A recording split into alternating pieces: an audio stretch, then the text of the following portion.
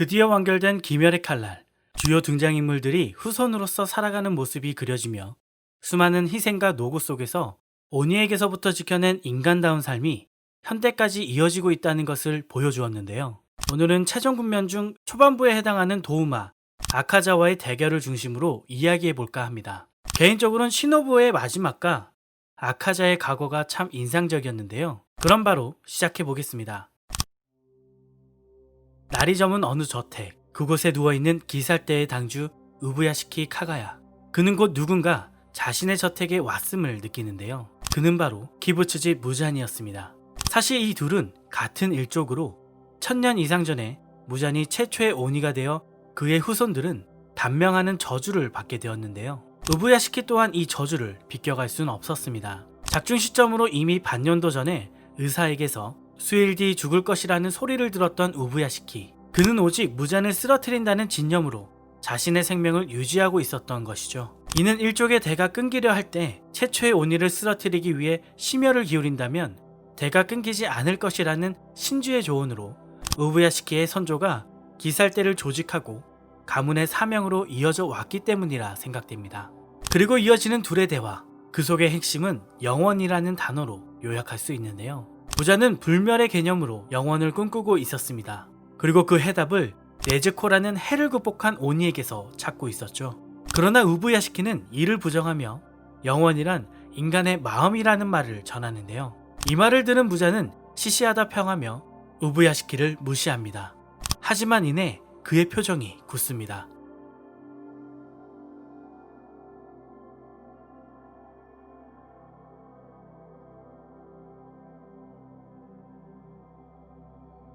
이와 함께 자신의 죽음은 오히려 기살대 전원의 사기에 도움이 될 것이라는 우부야시키. 결국 그는 부처와 같은 미소를 지으며 아내 그리고 아이들과 함께 무잔을 쓰러뜨리기 위해 작폭합니다. 여기에 더해 대기 중이던 타마요는 혈기술을 통해 무잔의 이동을 막고 스스로 무잔에게 뛰어들어 오니를 인간으로 되돌리는 약을 무잔의 몸에 집어넣는데요. 유시로의 혈기술로 몸을 숨기고 있던 교메이의 공격을 시작으로 뒤늦게 지주들이 합류하고 무잔은 무한성 깊숙한 곳에 자신의 몸을 숨긴 상태에서 본격적으로 기살대 대 남은 상현의 오니들의 대결이 그려집니다. 일그러진 이 공간 무한성, 이곳에서 기살대는 숨어버린 무잔을 찾기 위해 고군분투하게 됩니다. 그리고 이 과정에서 충주 코초 시노부는 무지갯빛 눈동자를 가진 오니를 마주하게 되는데요. 그의 이름은 도우마로 작중 살인을 놀이처럼 여기거나 고통에 무감각한 모습을 보이며 사이코패스적 행동을 선보이는 캐릭터죠. 아무런 근심도 없는 듯한 웃는 얼굴, 온화하고 상냥한 말투의 도우마. 그가 진 한 쌍의 질부채를 확인한 순간 시노부는 그가 자신의 언니를 죽인 오니라는 사실을 깨닫게 됩니다. 빠른 공격으로 도우마의 눈을 찌르는 시노부. 찌르는 기술로는 오니를 죽일 수 없다며 도우마는 시노부를 농락하고 그런 도우마에게 시노부는 독의 존재를 가르쳐줍니다. 하지만 대번에 독을 해독해버리는 도우마. 다시 한번 시노부는 일륜도를 꺼내어 도우마에게 도전해갑니다. 잠시 도우마에 대해 살펴보면 자신을 만세극락교의 교주라 소개하는데요. 어려서부터 상냥하고 영리했던 그는 하얀 머리카락과 무지갯빛 눈동자로 아주 특별하게 여겨졌죠. 이러한 모습의 그의 부모는 극락교라는 종교를 만들어 사람들을 현혹시켰던 것으로 보여집니다. 이에 더해 아버지는 여신자를 탐하고 그런 아버지를 찔러 죽인 어머니는 결국 독으로 자살을 한 과거를 갖고 있는데요. 부모님의 시체를 보며 아무런 감정도 느끼지 못한 채 단순히 방이 더러워졌다, 피냄새가 싫다, 빨리 환기나 시켜야겠다고 생각하는 도우마의 언급을 보면 선천적으로 일반적인 감정을 느끼지 못하는 전형적인 사이코패스라 여겨집니다. 아무튼 다시 작품으로 돌아와 도우마에 맞서는 시노부는 공격을 당하며 자신의 한계에 대해 열등감을 보이고 결국 좌절하는 모습이 그려지는데요. 그때 그녀의 언니 카나에의 한영이 나타나 포기하려는 그녀를 고무시킵니다.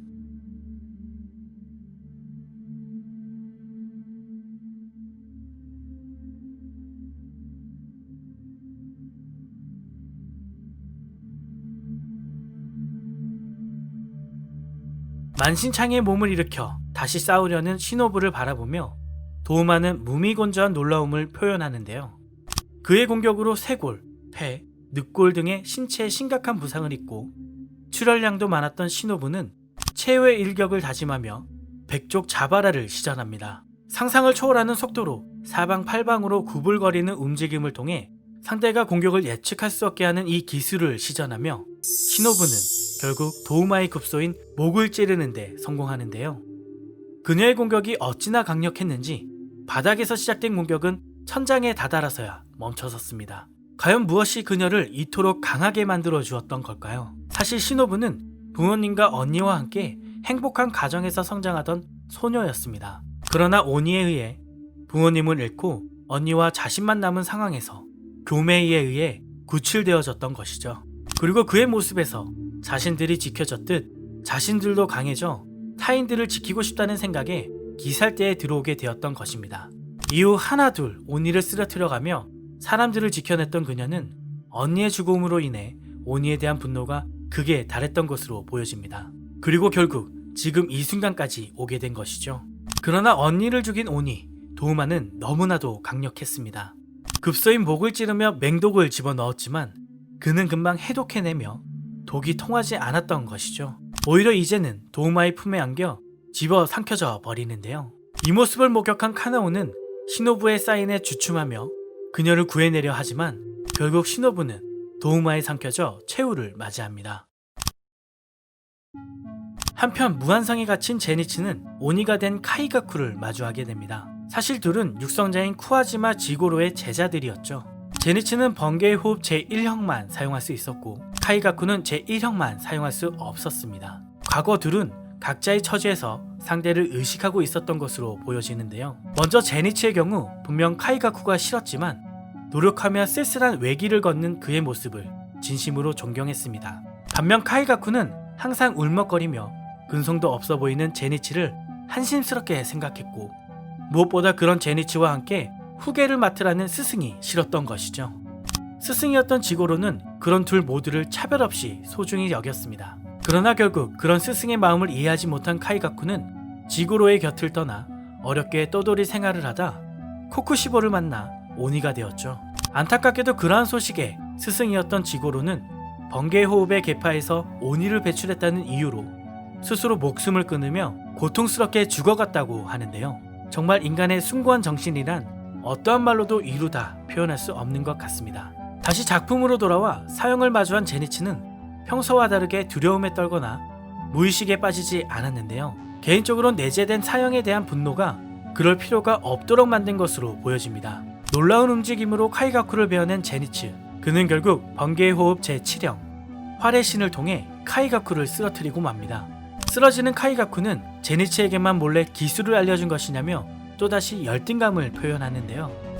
이에 제니치는 자신이 생각해낸 자신만의 형으로 언젠가 어깨를 나란히 하고 싶어 만들어낸 것이란 이야기를 하죠. 그렇게 의식을 잃고 쓰러져가는 제니치. 그의 무의식 속에서 스승인 지고로가 나타납니다.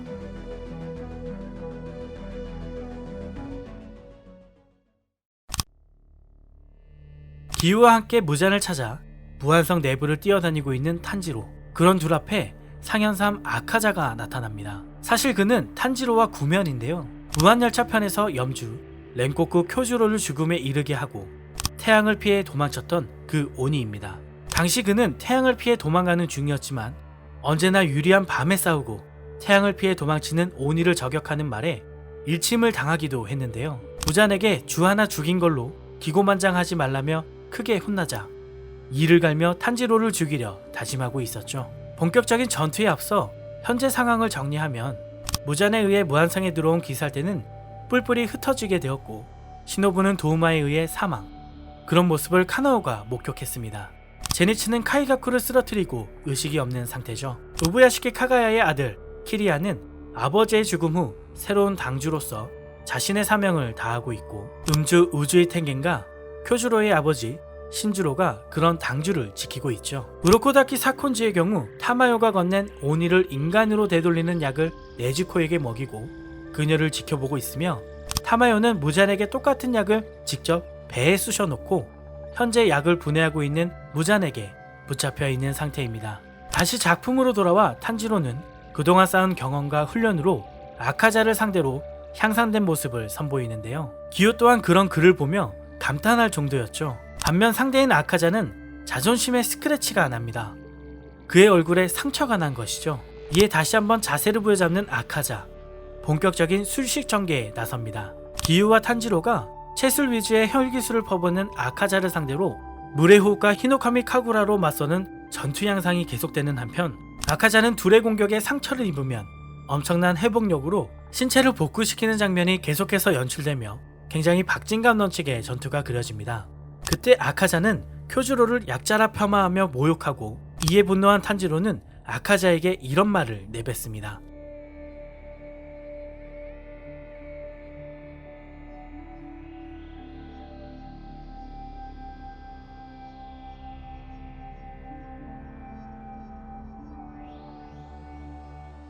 이러한 탄지로의 모습에 불쾌해하는 아카자. 약자인 줄만 알았던 그가 강해져 자신의 눈앞에 나타났어도 여전히 불쾌한 감정이 사라지지 않는데요.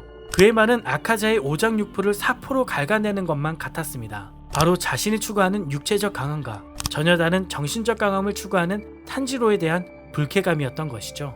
이후 전력을 다해 공격해오는 아카자. 그에 반응하는 탄지로 역시 만만치 않는데요. 그러나 그만 탄지로의 칼이 아카자의 손에 잡히고 맙니다. 발버둥 쳐도 벗어날 수 없는 상황. 그때 좀 전의 공격으로 먼 곳까지 날아갔었던 기우가 나타나 아카자의 손을 베어냅니다. 이후 탄지로는 아버지에 대한 기억을 떠올리며 내비쳐 보이는 세계를 각성하게 되는데요. 이를 통해 아카자의 공격을 피하거나 움직임을 빠르게 파악할 수 있게 되었죠. 그리고 무엇보다 상대가 자신의 투기를 인지할 수 없게 만들어 감각의 혼란을 가져오게 만들었습니다. 이에 탄지로는 히노카미 카구라 사양 전신을 시전하며 아카자의 목을 베어내는데요. 과연 아카자는 어떻게 될까요?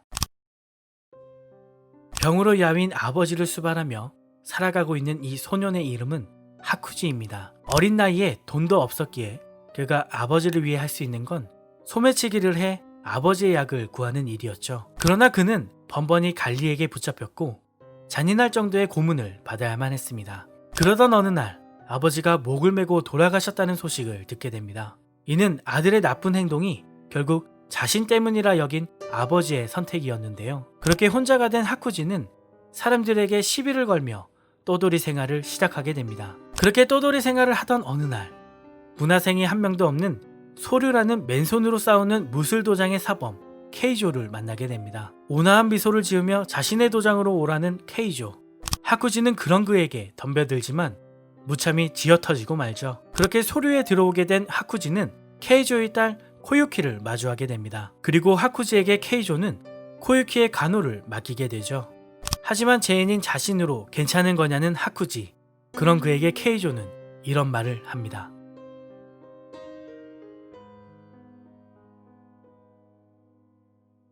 이후 하쿠지는 코유키를 정성껏 간호하고 소류의 무술도 함께 배워가며 성장하게 되는데요. 그 사이 코유키와도 마음을 나누게 된 하쿠지는 케이조에게서 코유키와 도장을 부탁받게 됩니다.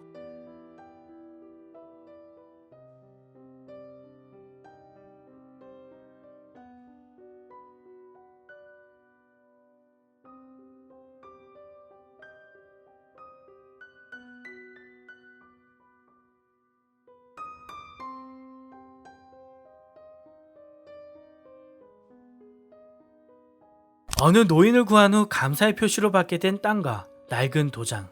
그것이 바로 케이조의 도장 소류였습니다. 그러나 이를 시기하고 땅을 노리던 사람들과 주변의 검술 도장은 짓궂은 일을 일삼았고 결국 하쿠지가 자리를 비운 사이 우물에 독을 풀어 케이조와 코유키를 살해한 것이죠. 자신을 인간답게 만들어준 케이조와 불꽃놀이를 보며 미래를 약속했던 코유키. 이 둘의 죽음은 하쿠지의 이성을 잃게 만들었고 그는 결국 피투성이가 되어 맨손으로 검술도장의 67명을 살해하게 만듭니다. 그리고 무자는 그런 그를 오니로 만들어버렸던 것이죠. 그가 바로 아카자였습니다. 무엇 하나 자신이 지킬 수 없었던 아카자. 그는 아무런 의미 없이 오니가 되어 강함을 추구했던 것입니다. 그리고 결국 그는 탄지로에게 패배했음을 인정하고 스스로의 재생을 포기하며 생을 마감하게 됩니다. 시노부를 죽인 도우마의 앞에 그녀의 제자 카나오가 서 있습니다. 아카자의 죽음에 친한 친구라 말하며 눈물을 흘리는 도우마. 그런 그에게 카나오는 그의 사이코패스적 행동을 저격합니다.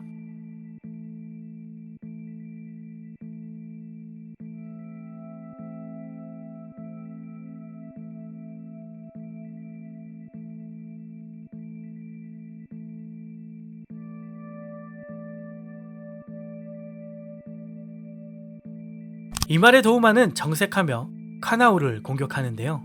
그러나 무언가 각성한 듯한 카나오의 반응들에 방금 자신이 잡아먹은 시노부보다 실력이 위일지 모르겠다는 말을 합니다. 사실 이는 시노부를 죽인 도우마에 대한 분노와 증오에 의한 각성으로 그녀의 장기인 시력을 이용한 행동들이었죠. 도우마는 이를 눈치채고 눈을 공격하기에 이르고 황량한 겨울철의 고드름이란 혈기술을 시전하며 카나오를 자신에게서 멀리 떨어뜨리는 한편 그녀의 일륜도를 순식간에 빼앗아 옵니다. 사실 이러한 실력으로 비춰본다면 이미 카나오는 죽음에 다다랐을 텐데요. 도우마는 자신의 성격대로 카나오를 조롱하기 위해 행동해 갑니다. 이제는 일륜도도 없는 카나오, 그런 그녀에게 도우마는 흩날리는 연화를 시전하는데요. 과연 그녀는 살아날 수 있을까요? 그때 등장하는 이노스케, 그는 등장과 함께 짐승의 호흡 제5엄니 미처 찢기를 통해 도우마의 공격을 방어해냅니다. 그러나 카나오를 통해 시노부의 죽음을 확인한 순간 분노하며 도우마를 공격하는데요. 유연한 못놀림으로 도우마를 위협한 그는 카나오의 칼을 되찾아옵니다. 특유의 유연함과 기상천외한 공격을 선보이는 이노스케에 대해 도우마는 관심을 보이고 그의 가면을 순식간에 가져와 살펴보는데요. 가면을 벗은 이노스케를 보며 도우마는 누군가를 떠올립니다. 15년 전쯤 10대 후반의 여자애가 남편의 폭력과 시어머니의 괴롭힘을 못 이기고 갓난아이를 아는 채 극락교의 도우마를 찾아왔습니다. 그리고 그런 그녀를 도우마는 보살펴 주었던 것이죠. 그렇게 기억난 그녀의 모습에서 예쁘장한 얼굴이 틀림없이 이노스케와 똑같다는 말에 이노스케는 흥분을 감추지 못합니다. 이후로도 수명이 닿을 때까지 잡아먹지 않으려 했지만 안타깝게도 그녀는 도우마가 여신도를 잡아먹는 장면을 목격하고야 말았습니다. 이에 도우마에게서 도망치던 그녀는 이노스케를 절벽 밑으로 던져 도우마로부터 지켜내고 자신은 결국 도우마에게 잡혀 먹히는데요. 그녀의 이름은 바로 코토하였습니다. 그런 그녀를 도우마는 아무런 의미도 없는 인생이었다 평하죠. 이에 자신의 어머니와 동료를 죽인 혈기라 부르며 이노스케는 분노합니다.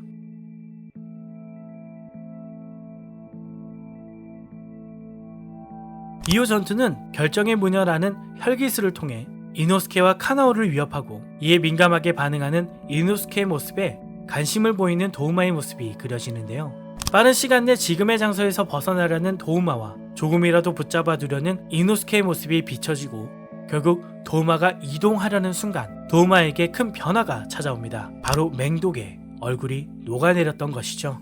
이는 이미 도우마에게 잡아먹힌 시노부의 계책으로 언니인 카나에를 통해 수집한 정보를 토대로 자신이 잡아먹혀 치사량의 700배에 해당하는 독을 주입시키겠다는 것이었습니다. 그리고 이를 통해 약화된 오니의 목을 카나오에게 베어달라 부탁했는데요. 지금이 바로 그 순간이었던 것이죠. 그렇게 이노스케와 카나오가 도우마의 목을 베려는 순간 도우마는 최후의 혈기술인 무빙 수련보살을 선보이며 끝까지 발악하는 모습을 보여줍니다. 이에 카나오는 실명의 위험을 무릅쓰고 자신의 최후의 비책인 피안주안을 발현해 도우마의 목을 노립니다. 이노스케도 이에 힘을 더해 결국 도우마의 목을 베어내는데 성공하죠.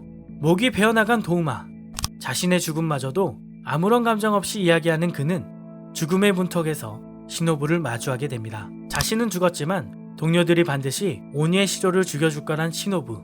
그녀를 보며 도우마는 사랑이란 감정을 느끼며 그녀에게 자신과 함께 지옥에 가자고 말을 하는데요. 그런 도우마에게 시노부는 이런 말을 남기며 최후를 맞이합니다.